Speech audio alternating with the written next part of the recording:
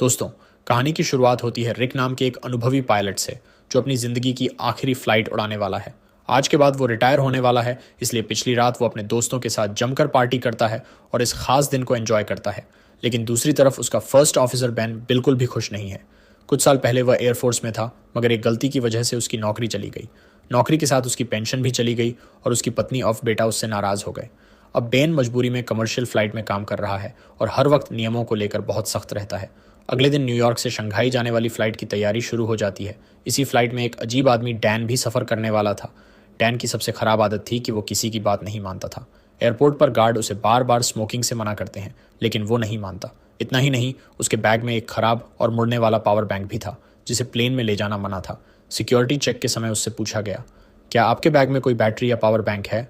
Dan बिना झिझक झूठ बोल देता है, नहीं, मेरे बैग में ऐसी कोई चीज़ नहीं है। और उसका बैग सीधे प्लेन के कार्गो एरिया में लोड कर दिया जाता है। एक तरफ है डंकन, जो अपनी नई पत्नी जिया और दो बच्चों कोरा और फिन के साथ सफ़र कर रहा है। कोरा अपनी सौतेली माँ जिया और उसके बेटे फिन को बिल्कुल पसंद नहीं करती। वहीं फिन थोड़ा डरपोक और शांत स्वभाव का बच्चा है, इसलिए उसकी माँ जिया हमेशा उसके कपड़ों में एक छोटा सा ट्रैकर लगाकर रखती है, ताकि ज़रूरत पड़ने पर उसे ढूंढा जा सके। इसी फ्लाइट में कुछ स्पोर्ट्स प्लेयर्स भी सफ़र कर रहे थे। उनमें चीनी खिलाड़ी किम और उसका दोस्त सैम भी थे। कुछ अमेरिकी खिलाड़ी किम को परेशान करने की कोशिश करते हैं, लेकिन सैम बीच में आकर मामला शांत कर देता है। थोड़ी ही देर में बोर्डिंग पूरी हो जाती है और विशाल विमान आसमान की ओर उड़ान भर देता है। शुरुआत में सब कुछ बिल्कुल सामान्य था। पायलट रिक मजाक करते हुए बेन से कहता है, आज मेरी आखिरी फ्लाइट है, इसलिए थोड़ा रिलैक्स हो जाओ। लेकिन बेन हमेशा की तरह गंभीर होकर जवाब देता है, आसमान में छोटी सी गलती भी जान ले सकती है। उधर कार्गो एरिया में रखा डैन का बैग लगातार हिल रहा था। प्लेन हल्के टर्बुलेंस से गुजरता है और तभी उस खराब पावर बैंक में स्पार्क होने लगता है। धीरे धीरे उसमें आग लग जाती है। पहले तो कोई इस पर ध्यान नहीं देता, लेकिन कुछ ही देर बाद आग तेजी से फैलने लगती है। तभी कॉकपिट में अचानक फायर अलार्म बज उठता है। बेन चौंक जाता है। वो तुरंत ऑटोमेटिक फायर सिस्टम ऑन कर देता है, लेकिन इस बार सिस्टम भी फेल हो चुका था। पेन घबराकर कंट्रोल रूम को इमरजेंसी की सूचना देता है और सबसे नज़दीकी एयरपोर्ट पर लैंडिंग की अनुमति मांगने लगता है। उसी समय पायलट रिक भी कॉकपिट में वापस आ जाता है। दोनों मिलकर प्लेन की ऊंचाई कम करने लगते हैं और आग बुझाने के लिए दो क्रू मेंबर्स को कार्गो एरिया में भेज देते हैं। लेकिन जैसे ही वो दोनों नीचे पहुंचते हैं, उनके होश उड़ जाते हैं।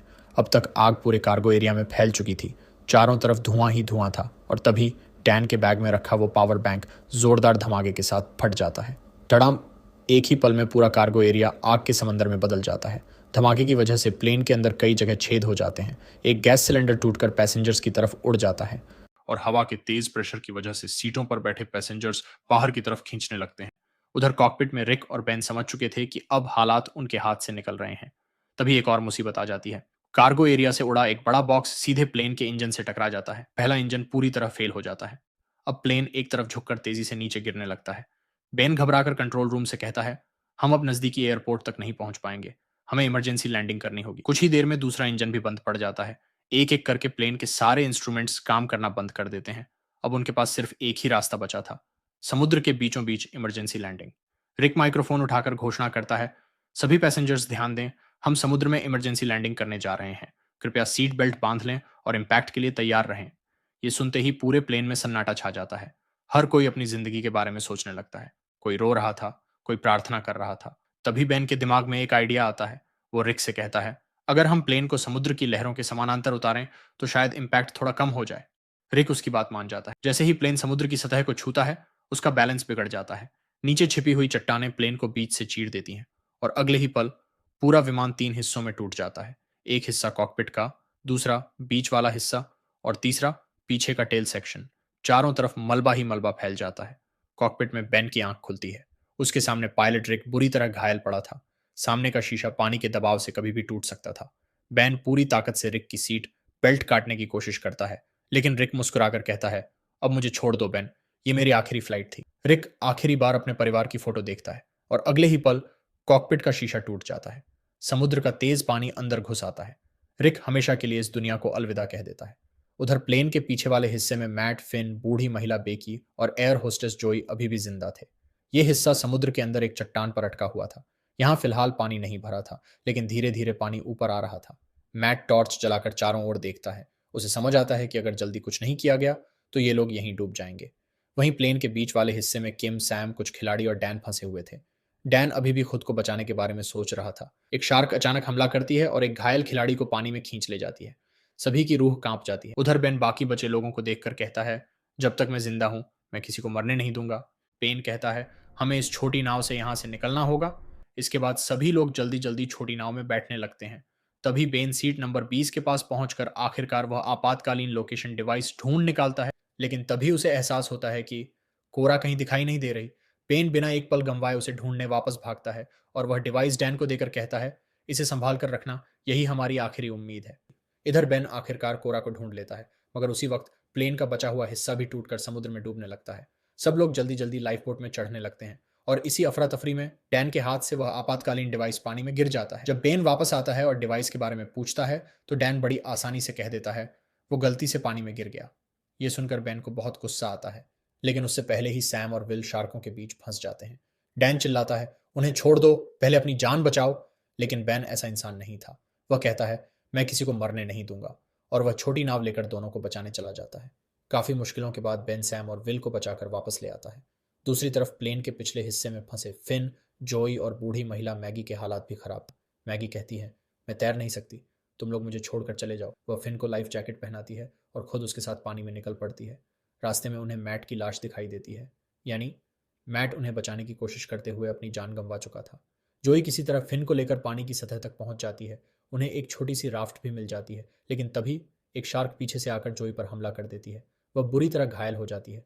फिन रोने लगता है। अब वे दोनों बाकी लोगों से बहुत दूर थे। अगर कोई उन्हें ढूंढ नहीं पाता तो उनका बचना नामुमकिन था। उधर बेन और बाकी बचे लोग मदद का इंतजार कर रहे थे। तभी आसमान में एक बचाव हेलीकॉप्टर दिखाई देता है। सभी खुशी से चिल्लाने लगते हैं, लेकिन जैसे ही हेलीकॉप्टर से एक बचावकर्मी नीचे उतरता है, एक विशाल शार्क उस पर हमला कर देती है। उस झटके से पूरा हेलीकॉप्टर ही समुद्र में गिर जाता है। एक बार फिर उम्मीद टूट जाती है। इसी बीच उन्हें दूर एक चीनी मछली पकड़ने वाली नाव दिखाई देती है। सभी मदद के लिए चिल्लाने लगते हैं, लेकिन नाव उनके पास नहीं आ रही थी, क्योंकि चारों तरफ प्लेन का मलबा फैला था और नाव को नुकसान हो सकता था। अब अगर इन लोगों को बचना था तो उन्हें खुद तैरकर वहां तक पहुंचना पड़ता, लेकिन पानी में शार्कें थीं, यानी मौत हर तरफ खड़ी थी। तभी बैन को एहसास होता है कि कोरा फिर से गायब है। वह देखता है कि कोरा दूर एक लोहे के टुकड़े पर फंसी हुई है। उसके चारों तरफ कई शार्कें घूम रही थीं। बैन बिना कुछ सोचे समुद्र में कूद पड़ता है। वह किसी तरह कोरा तक पहुंचता है, उसे लाइफ जैकेट पहनाता है और खुद से बांध लेता है। अब दोनों वापस राफ्ट की ओर तैरने लगते हैं, लेकिन शार्कें उनके बहुत करीब आ चुकी थीं। बैन अपनी आखिरी फ्लेयर गन भी चला देता है। अब उनके पास बचने का कोई रास्ता नहीं था। तभी मछली पकड़ने वाली नाव के कप्तान को एक तरकीब सूझती है। वह अपनी नाव में रखी सारी मछलियां समुद्र में फेंक देता है। शार्कें इंसानों को छोड़कर मछलियों की तरफ भाग जाती हैं। अब सुबह हो चुकी थी। सभी बचे हुए लोग सुरक्षित थे, लेकिन कोरा अभी भी उदास थी, क्योंकि उसे लगता था कि उसके पिता, जिया और उसका छोटा भाई फिन अब इस दुनिया में नहीं रहे। तभी अचानक उसे याद आता है, फिन के पास तो एक ट्रैकर था। वह जल्दी से अपने फ़ोन में ट्रैकर चालू करती है, और हैरानी की बात यह थी कि फिन का सिग्नल अभी भी आ रहा था, यानी वह जिंदा था। मछली पकड़ने वाली नाव तुरंत उस लोकेशन की ओर बढ़ती है, क्योंकि वहाँ एक छोटी सी राफ्ट पर फिन और घायल जोई अभी भी जिंदा थे। फिन को देखकर कोरा भावुक हो जाती है। जिस भाई से वह पहले नफरत करती थी, आज उसे दोबारा पाकर सबसे ज़्यादा खुश वही थी। इस हादसे में बहुत से लोगों ने अपने अपनों को खो दिया, लेकिन जो बच गए उन्हें ज़िंदगी ने एक दूसरा मौका दिया। और इसी उम्मीद भरे अंत के साथ ये शानदार डिजास्टर और सर्वाइवल मूवी यहीं ख़त्म हो जाती है।